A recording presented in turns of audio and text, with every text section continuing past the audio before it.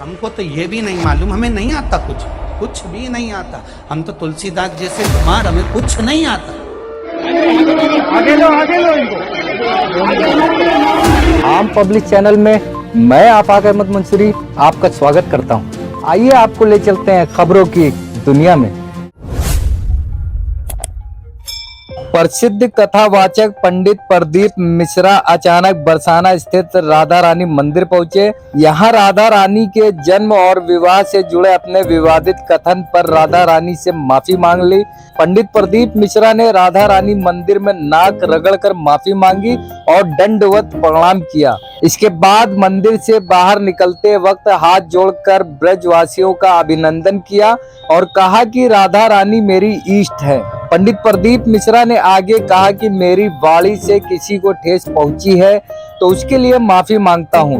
मैं ब्रजवासियों के चरणों में दंडवत प्रणाम कर माफी मांगता हूं। मैं लाडली जी और बरसाना सरकार से क्षमा चाहता हूं। सभी से निवेदन है कि किसी के लिए कोई अपशब्द न कहें, राधे राधे कहें, महादेव कहें। मैं सभी महंत, धर्माचार्य और आचार्य से माफी मांगता हूं। पंडित प्रदीप मिश्रा का ओकारेश्वर हुए कथा के पहले दिन के प्रवचन का वीडियो सोशल मीडिया पर वायरल हुआ था, जिसमें उन्होंने कहा था कि राधा रानी का विवाह श्री कृष्ण के साथ नहीं बल्कि मथुरा के छाता कस्बा निवासी अनय घोष के साथ हुआ था। प्रदीप मिश्रा ने ये भी कहा था उनका पैतृक गांव बरसाना नहीं रावल था। बरसाना में राधा रानी के पिता की कचहरी लगती थी, जिसमें राधा रानी अपने पिता के साथ साल में एक बार आती थी। उनके इस कथन को लेकर ब्रज के साधु और संतों में आक्रोश पनपा था। पिछले दिनों महापंचायत कर उनके ब्रज 84 कोष में प्रवेश पर प्रतिबंध लगा दिया गया था। रिपोर्ट दर्ज करने के लिए एसएसपी को प्रार्थना पत्र दिया गया।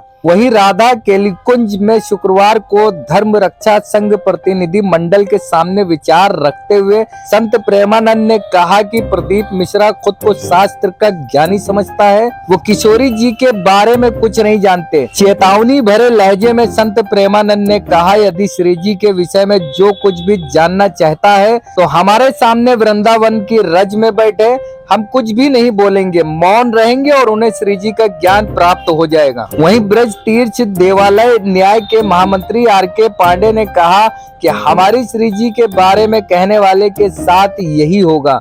हमारी मांग थी कि पंडित प्रदीप मिश्रा हमारी राधा रानी से माफी मांगे। आज उन्होंने नाक रगड़कर और कान पकड़कर माफी मांग ली। उन्होंने राधा जी से माफी मांगी है। आज हम सभी ब्रजवासी बहुत खुश हैं। वहीं राधा रानी मंदिर के रिसीवर प्रवीण गोस्वामी ने कहा कि पंडित प्रदीप मिश्रा राधा रानी के मंदिर पहुंचे। हम सभी ब्रजवासियों ने प्रेम का परिचय देते हुए उनसे कुछ नहीं कहा। पंडित प्रदीप मिश्रा ने नाक रगड़कर माफी मांगी। जैसे ही उन्होंने माफी मांगी, पूरा बरसाना राधा रानी के जय घोष से गूंज उठा।